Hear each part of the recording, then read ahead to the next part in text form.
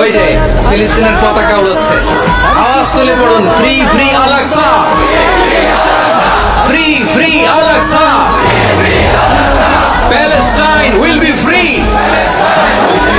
from the river to the sea, Palestine will be free, free free al আকসা।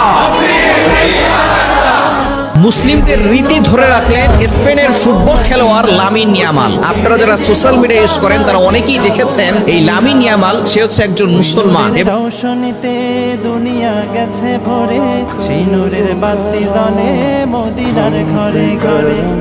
মোলাহমের কলম দুনিয়া গেছে ভরে, সেই নূরের বাতি জ্বলে মদিনার ঘরে ঘরে।